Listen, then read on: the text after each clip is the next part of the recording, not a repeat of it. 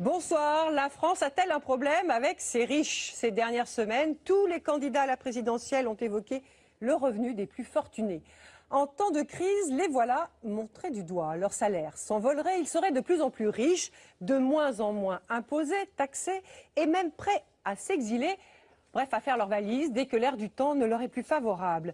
Alors, fantasme ou réalité? Et à partir de quel niveau de rémunération est-on vraiment riche en France? 7 000 € par mois, comme l'évaluent certains instituts. Nous avons rencontré et pu filmer quelques-unes des plus grandes fortunes françaises, enquêté sur les exilés fiscaux. Vous allez entendre comment, chez nous, aujourd'hui, les riches vivent leur bonne fortune. Regardez, dans la peau des riches, c'est un document signé Élise Le Guével, Arnaud Muller, Jean-Marc Doucnouk et Frédéric Prigent. Élise Le Guével répondra ensuite aux questions de Guylaine.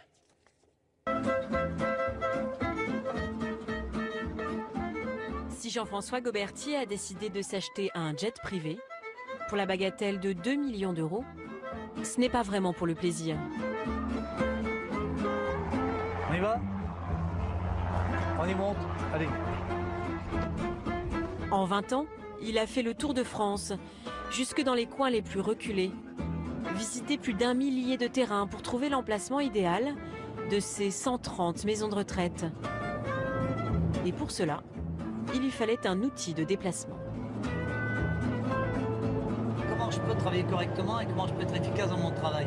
C'était pas le fait d'avoir un jet parce que c'était contre nature pour moi, puisque j'avais excessivement peur en avion. Donc quand j'ai fait ça, je l'ai fait pour le travail, je me suis forcé de le faire. Il a fallu que j'attende une dizaine de vols avant d'être à l'aise dans cet avion. Voilà. Avec un patrimoine estimé à 600 millions d'euros, Jean-François figure parmi les plus grandes fortunes professionnelles de France. Lui et les 5500 emplois qu'il a créés. Si l'avion le laisse indifférent, il raffole des voitures de luxe.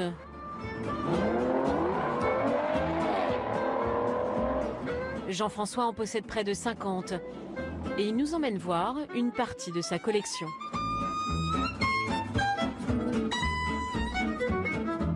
C'est une Porsche qui est sortie à 1000 exemplaires. C'est une voiture exceptionnelle, c'est presque une voiture de course.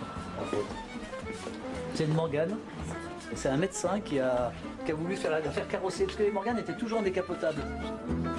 Parce que la passion se transforme souvent en business chez cet entrepreneur, il a décidé de louer ses propres voitures à des amateurs. Puis après, 50 voitures à vous tout seul, ça servait à rien finalement, c'est ça? ça sert à rien, parce que je roule toujours avec la même, donc je roule tous les jours avec la même. Donc ça sert à rien, c'est vrai. J'ai toujours aimé la voiture, la moto. Le point de départ est là. Et alors après, j'ai eu l'occasion, il y a quelques années en arrière, d'acheter 3 concessions automobiles à un ami qui était en difficulté. Et c'est ça qui m'a fait partir dans l'automobile.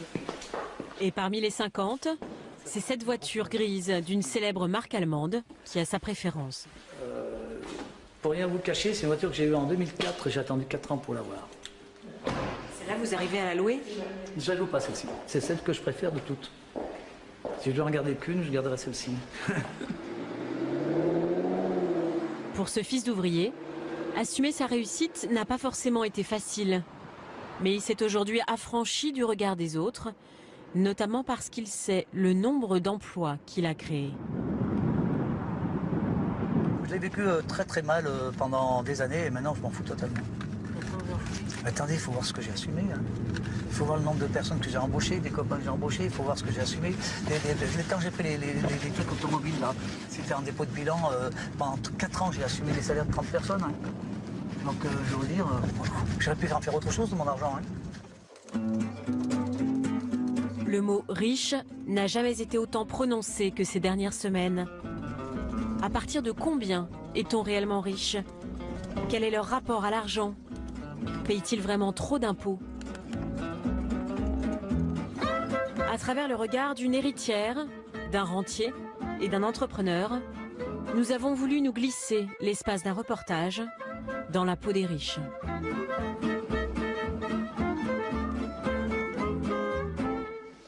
Nous voici dans les locaux de Rue du Commerce, un des premiers sites marchands sur Internet.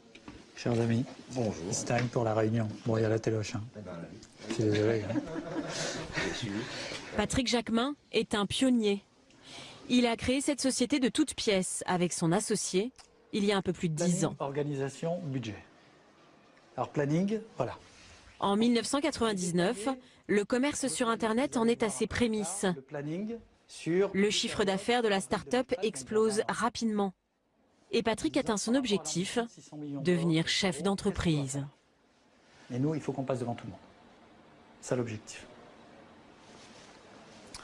Bien sûr, quand on crée une entreprise, il y a plein de motivations. Il y a l'ego, j'ai envie d'être patron, j'ai envie qu'on me connaisse. Il y a la richesse, évidemment, j'ai envie de gagner de l'argent. Il y a le pouvoir, j'ai envie de manager. Il y a aussi l'intérêt intellectuel, j'ai envie de faire du marketing, j'ai envie de faire du commercial. Il y a tout un tas de choses qui font qu'à un moment ou à un autre, on entreprend. Mais il avait un autre moteur. Si sa société a vu le jour, c'est aussi au nom d'une promesse que Patrick s'est faite il y a longtemps. Devenir riche et libre. Et je vais là. À 25 ans, le jeune homme n'a pas le baccalauréat. Il vend des assurances en porte-à-porte. Et pourtant, j'ai un petit bureau. Il se promet d'avoir un jour les moyens d'arrêter de travailler. Et profiter de ce qui m'intéresse. C'est pas profiter de la vie, je m'achète une Ferrari et je vais sur mon yacht. C'est faire ce qui m'intéresse, ce que j'ai au fond de moi. Et mes passions. Et le travail n'est pas forcément une passion pour tout le monde. Hein. Il y a plein de gens pour qui c'est pas une passion d'ailleurs. Et donc à ce moment-là, je me suis dit, bon alors, qu'est-ce qui est... À quel âge je serai encore en bonne santé? J'aurai encore de la dynamique. Et qu'est-ce qui est réaliste? Est-ce qu'en 3 ans, je peux m'affranchir de l'obligation de travailler, donc de 20 à 28 ans? Non, c'est pas réaliste. Donc je me suis fixé un objectif de 45 ans. C'est aujourd'hui chose faite. En 2005, la société rentre en bourse. Il y a quelques mois, Patrick a revendu ses parts. Il a gagné en tout 20 millions d'euros. Il ne revient que ponctuellement dans l'entreprise. Au départ, ce sont ses 3 enfants qui ont eu le plus de mal à s'habituer. Alors il revenait le soir de l'école et il me disait « Papa, qu'est-ce que tu as fait aujourd'hui ?» Et alors une fois, 2 fois, mais tous les soirs ça revenait. Du genre « Papa, t'as glandé aujourd'hui toute la journée, non ?» Et à un moment, j'aurais dit « Écoutez, j'ai bossé comme un Turc pendant des années. Et maintenant, j'ai acquis cette capacité de faire ce que je veux. Et c'est pas pour vous rendre des comptes. » Vous n'avez pas le sentiment d'être un rentier? Si on peut appeler rentier quelqu'un qui vit de l'argent qu'il a acquis ou qu'il a, oui, je suis un rentier dans ce cas-là. Voilà, mais qu'il a conquis âprement.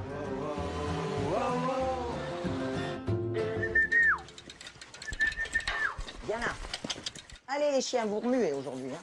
Florence Catiard et son mari Daniel se sont aussi posé la question lorsqu'ils ont vendu les magasins de distribution dont ils avaient hérité.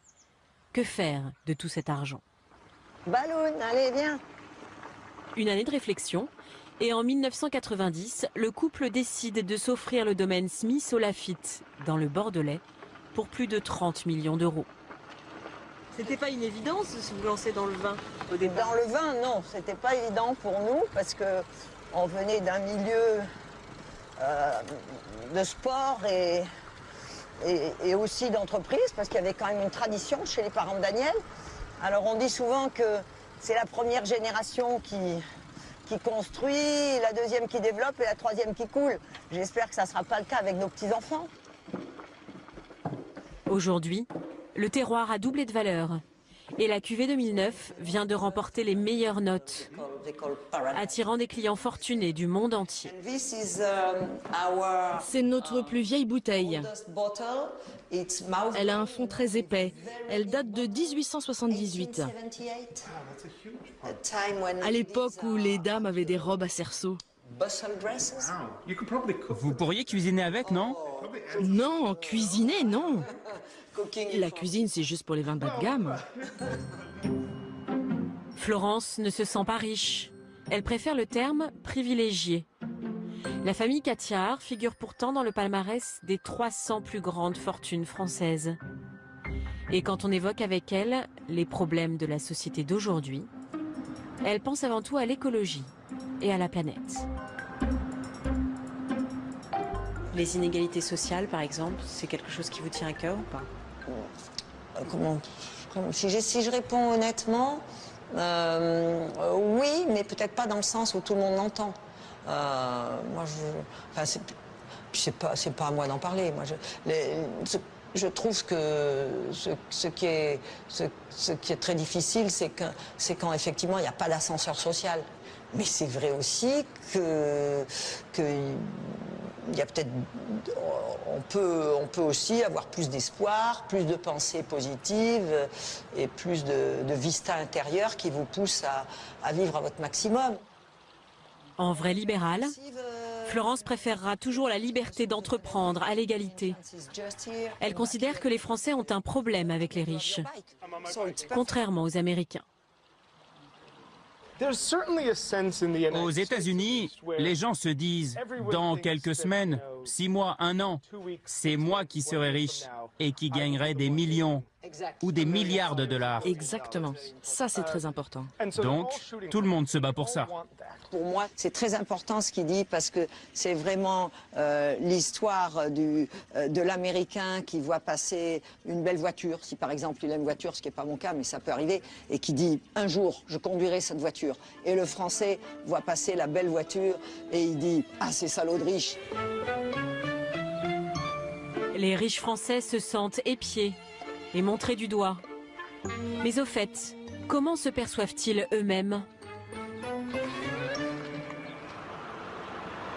À Paris, nous retrouvons Jean-François Gobertier, le bâtisseur de maisons de retraite et amateur de belles voitures.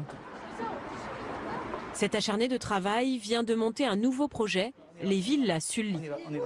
Oui, je vais m'asseoir. Des appartements ultra domotisés qui s'adaptent à la perte d'autonomie. Vous rentrez. Au niveau de la cuisine, le plan de travail est réglable en hauteur de façon électrique. Ça veut dire quelqu'un qui devient handicapé et qui est obligé d'être dans un fauteuil roulant pourra utiliser la cuisine qui va s'adapter à lui. C'est-à-dire que le plan de travail va monter. Exactement, exactement. Et on a le principe du chemin lumineux qui va pouvoir être déclenché lorsque la personne se lève du lit en pleine nuit pour aller allumer la salle de bain et jusqu'à la cuisine, pour éviter les chutes, en fait, tout simplement. Et c'est pour ça qu'il faut avoir... Classé 76e fortune française, Jean-François fait partie des très riches. Et pourtant, comme l'immense majorité des personnes que nous avons rencontrées, il a du mal à assumer ce terme.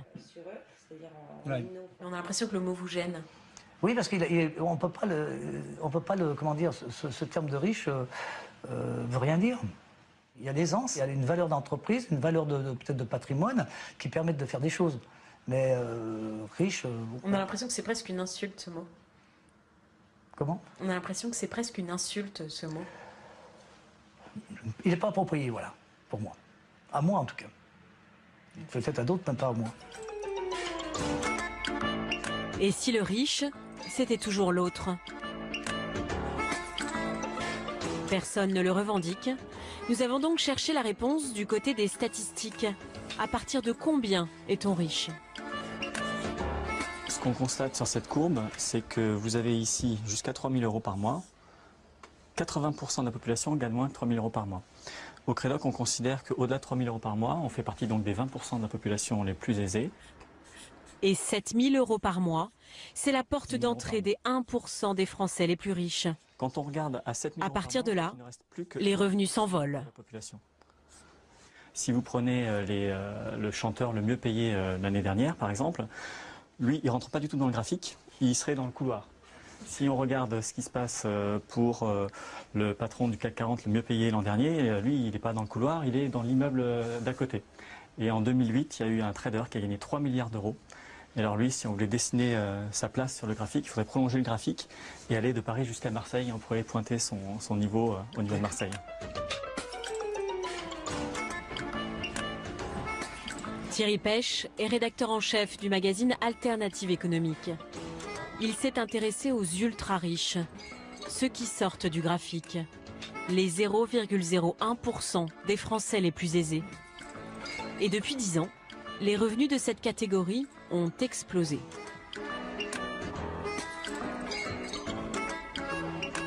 Entre 2004 et 2007, l'ensemble des Français ont connu une augmentation de leur pouvoir d'achat d'à peu près 9%.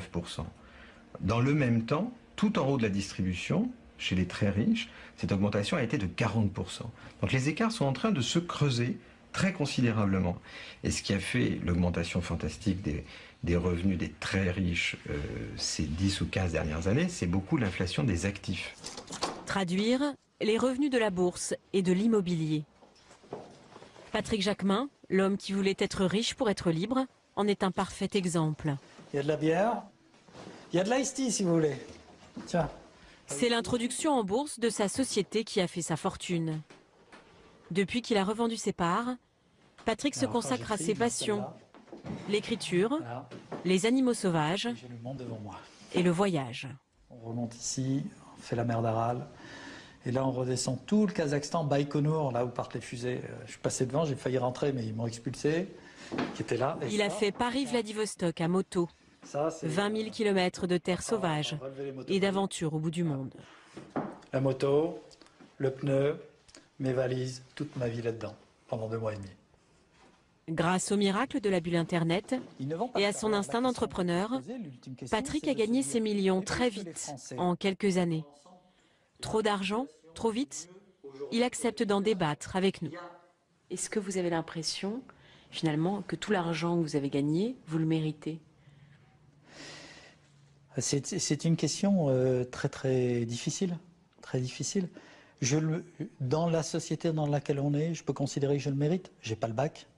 J'ai bossé, j'ai commencé à vendre des assurances en porte-à-porte à Sarcelles, le soir. Donc j'ai fait mon chemin pour arriver à ça. L'argent que j'ai, je ne l'ai pas pris, je l'ai gagné et j'ai créé de la valeur. J'ai créé de la richesse pour la France. Je crée de la richesse, je crée plus de 1000 emplois, la société paye des impôts, je paye plusieurs millions d'impôts. On me dit, Monsieur Jacquemin, est-ce que vous êtes bien à l'aise d'avoir de l'argent? Où est le problème? Le mérite justifie-t-il des rémunérations qui s'envolent? Nous avons voulu poser la question à des grands patrons. Mais plus on est riche, plus le sujet devient tabou. Le 13 mars dernier, nous nous invitons à un colloque de l'AFEP, le plus puissant lobby économique de France. Il rassemble quasiment tout le CAC 40. Mais ce que je vous propose en guise d'apéritif... À la tête de l'AFEP, Maurice Lévy, patron de Publicis et garant de la bonne conduite des patrons français. Il y a quelques mois, c'est lui qui a lancé un appel aux riches. Mais en 2010, en pleine période de crise, la rémunération des patrons du CAC 40 a augmenté de 34%. Élise Le Gavel d'Envoyé spécial.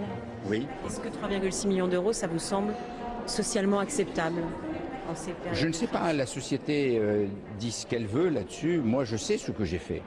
Je veux bien aussi que vous regardiez un peu ce qu'était Publicis en 1995 et Publicis aujourd'hui. Que vous regardiez, par exemple, le nombre d'emplois. Combien nous étions, combien nous sommes aujourd'hui. Combien d'emplois vous avez créé? Mais vous pouvez regarder les chiffres, puisque vous êtes du journaliste avéré et que vous êtes quelqu'un qui va s'intéresser à ça. Vous n'allez pas vous arrêter à l'écume des jours. Vous avez raison. Donc vous allez faire ce travail. Vous avez peut-être une petite idée, c'était pas du tout pour... très précise, parce que je connais mes chiffres. Donc je vais vous laisser le soin de faire un travail de journaliste. Ça me fera très plaisir.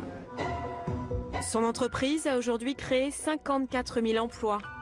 Mais il y a un autre chiffre que Maurice Lévy a omis de nous donner. 16 millions d'euros. C'est le montant du bonus des 4 dernières années qu'il va recevoir en 2012, en plus de sa rémunération. L'un des plus gros chèques jamais versés à un dirigeant. La crise a accru les différences et affûté les consciences.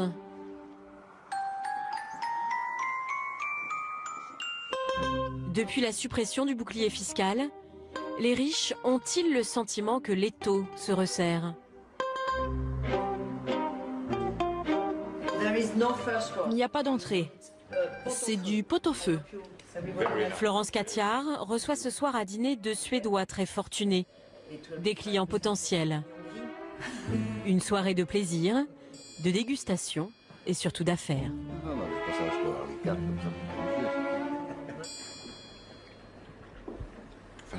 Pour un vin si jeune, il est fantastique. Il est excellent tout de suite et encore meilleur plus tard. Nous perturbons quelque peu l'harmonie de la soirée en leur demandant ce qu'ils pensent du débat actuel sur le niveau de contribution des riches. Si vous commencez à trop taxer les gens et qu'ils se sentent plus ou moins dupés, alors ils vont essayer de trouver des parades. Soit ils vont partir, et soit ils vont chercher des moyens d'échapper à l'impôt. Et là, ce sont les avocats et les conseillers qui vont gagner beaucoup d'argent. C'est vrai que nous, ce domaine, on veut le transmettre, par exemple. Bon, pour l'instant, c'est encore jouable, mais imaginons que ça remonte et qu'on puisse plus transmettre. On veut dire les impôts, c'est ça? Oui, imaginons que je parle des taxes sur l'héritage, sur la transmission, sur la succession, elles sont déjà lourdes, mais c'est encore acceptable. Imaginons que ça monte encore, ça sera intolérable. Un peu de concentration. Selon Florence, montrer les riches du doigt relève de la démagogie. Plus grave, cela appauvrit le pays, car certains ont déjà fait leur valise. Je comprends parfaitement des amis qui s'en vont. Et nous, on est un bon baromètre. Parce qu'avant, à Genève, à Londres ou à Bruxelles, on retrouvait peu d'amis. On les voyait à Paris. Je vous jure qu'à notre petit niveau, sur les 5-6 dernières années, on voit 50 amis à Bruxelles, autant à Genève, un petit peu moins à Londres. Bruxelles est-elle devenue le 21e arrondissement de Paris? Le refuge des riches qui ne se sentent plus compris. Nous décidons de nous y rendre. Ravi de vous accueillir. Maître de Kayser est un des 4 ou 5 avocats fiscalistes qui conseillent les riches français. Vous voyez la France et la Belgique. Vous avez... Ce qui les attire en Belgique, c'est que le patrimoine n'est quasiment pas taxé. Du côté français, il y a l'impôt sur la fortune, l'impôt sur les successions et sur les plus-values. Côté belge, quasiment rien. Donc c'est clair. ISF, pas d'ISF, donation jusqu'à 45% inévitable, 0% en Belgique, plus-value 32,5%, 0%. Oui, si vous permettez, j'ai de la... Depuis l'annonce de François Hollande de vouloir taxer les plus riches à 75% de leurs revenus, la tendance se confirme. Il reçoit une vingtaine de requêtes par mois. Il y a une certaine fébrilité aujourd'hui. Il y a beaucoup plus de demandes d'informations, des gens qui viennent ici, donc ils se déplacent, ils veulent avoir des informations, ils veulent voir comment ça se passe, voir le cadre immobilier, rencontrer des gens, voir si on parle la même langue. Ils viennent là, ils prennent leurs informations et puis ils vont réfléchir et il est probable qu'un grand nombre de personnes prendront une décision entre maintenant et 2-3 mois après l'élection. Bonjour monsieur, entrez. Bonjour maître. Vous allez bien? Très bien, installez-vous. Maître de Kayser reçoit aujourd'hui un de ses clients installé ici depuis 5 ans. Un des 20 000 Français ayant franchi le pas. Jean-Claude a quitté l'Hexagone, presque sans regret, après avoir vendu sa société. Je ne sais pas s'il existe des vrais pauvres en Belgique. Oui, certainement. Bon, non, il ne faut pas se faire d'illusions. Il a fui ce qu'il appelle un climat démagogique et égalitariste. En Belgique, plus on avance dans la vie, plus on est conservateur. Et plus on a peur de perdre son capital. Alors là, avec ce qu'on raconte, et ce qu'on entend, et ce qu'on voit depuis des années en France, on s'étonne que les gens partent. Moi, la première fois que j'ai fait ma déclaration ISF, j'ai été très mal. Vous ressentez ça un peu comme une inquisition dans votre vie privée. Difficile de percer l'anonymat de ces Français. François Michelou en connaît un certain nombre, puisqu'il les aide à s'installer en Suisse. Un service clé en main, du permis de séjour au choix de l'école pour les enfants. Ça va, bienvenue. Merci. Ce jour-là, il va visiter un appartement de luxe dans la ville de Montreux. Oh mon Dieu. C'est énorme. Hein. Un emplacement qui pourrait plaire à ses clients. Alors là, il n'y a personne qui vous voit. Hein. Regarde, quelle surface il fait? Alors cet appartement fait environ 600 mètres carrés. Ah d'accord, oui. Voici une chambre principale. Oh là là, quelle lumière, hein, quelle lumière. 6 chambres, 7 salles de bain, pour la modique somme de 13 millions d'euros.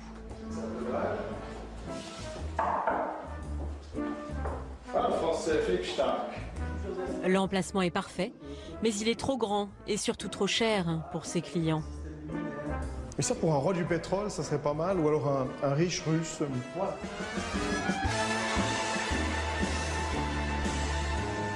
La semaine dernière, François Michelot a installé 2 familles, des riches contribuables qui s'inquiètent d'un système fiscal trop instable. En France, depuis 15 ans, les mesures s'enchaînent et modifient à chaque fois les règles du jeu. La perspective de voir un retour des socialistes, c'est simplement un facteur de plus dans une série de facteurs concordants, si vous voulez. Je pense que c'est très simple. Hein. Sarkozy a été un espoir pour les riches français. Ils se sont dit, un président comme ça, quand même raisonnable, qui comprend nos intérêts, qui ménage la chèvre et le chou, mais disons qui a quand même compris le problème des gros contribuables, avec son bouclier fiscal, ça a dissuadé pas mal de gens de partir en Suisse. Mais de voir que ce système-là a été défait par son initiateur même, hein, les gens ont perdu tout espoir, parce qu'ils se disent, mais si c'est de nouveau la droite, ils vont pas refaire un bouclier fiscal, il faut voir les annonces qu'ils font maintenant, et puis si c'est la gauche, on va devoir payer des sommes d'impôts qui sont énormes. En 2011, moins de 0,4% des Français soumis à l'ISF ont quitté le pays. Mais ceux qui partent ont les valises pleines. Certains économistes estiment la perte fiscale à 7 milliards par an.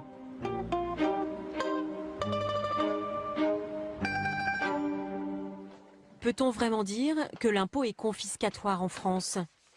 Les plus riches souffrent-ils proportionnellement plus que les autres de la pression fiscale? Cet économiste nous dessine la courbe des impôts.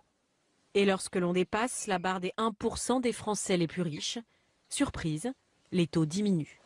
La courbe, elle plonge parce que les plus hauts revenus, ils n'ont essentiellement plus de revenus du travail, qui sont eux fortement imposés dans nos barèmes d'impôts. Ils ont essentiellement des revenus du capital qui eux sont moins taxés dans notre système fiscal. Le capital, moins taxé que le salaire. Et certains profitent de la brèche. Nous nous sommes invités en caméra cachée à un petit déjeuner, organisé dans un grand restaurant parisien par un cabinet de conseil. Officiellement, nous sommes les patrons d'une PME. Autour de la table, une cinquantaine d'autres chefs d'entreprise. Je parle d'optimisation. Est-ce qu'il est préférable d'avoir 200 000 euros de salaire fixe ou d'avoir 160-40, dont 40 hors charge, 40 hors impôt? Ce consultant propose ce que l'on appelle de l'optimisation fiscale, ou comment, à l'aide d'un montage financier complexe, transformer une partie des salaires des meilleurs managers en revenus du capital, beaucoup moins taxés. Avec les frais de gestion d'ailleurs. Il y a combien d'impôts? Zéro. Toutes les banques, tous les groupes industriels, tous les grands groupes aujourd'hui, et les autres, nos clients, ont tous des systèmes d'hébergement. Un jeu de passe-passe totalement légal, contre lequel le fisc n'a aucune parade. Le consultant, un ancien trader, va nous proposer de faire des miracles. Dans l'univers textile, c'est ça? Oui, textile. On accompagne.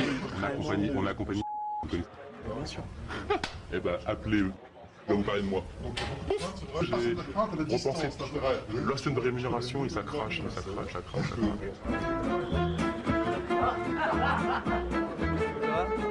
Loin des restaurants parisiens et des conseils de traders, Jean-François Goberti assiste cet après-midi à une compétition de boules lyonnaises. Ce n'est pas un amateur comme les autres, car c'est lui qui l'a financé. Parmi nos spectateurs, Jean-François Goberti. Sans lui, cette compétition n'aurait pas pu avoir lieu. Et je vais vous demander tous des applaudissements pour notre ami Jean-François Goberti.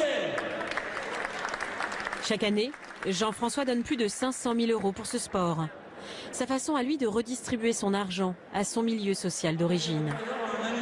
C'est toutes les personnes que j'ai admirées. Je vois des joueurs que je regarde depuis 50 ans jouer, qui sont là encore.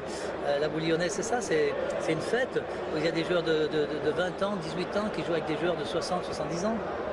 Et l'argent ne vous sépare pas? Non.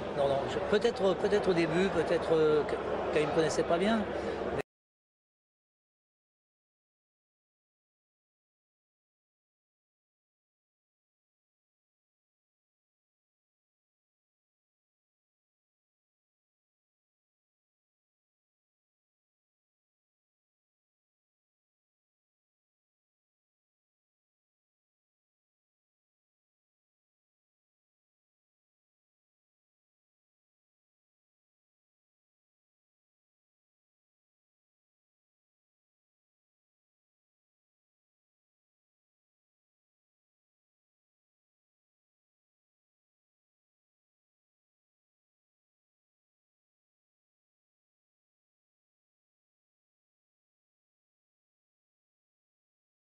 Élise, parmi les clichés qui circulent sur les riches, s'il y en a un qui a la dent dure et que vous avez d'ailleurs expérimenté, c'est que les riches n'aiment pas la lumière et qu'ils préfèrent vivre cachés.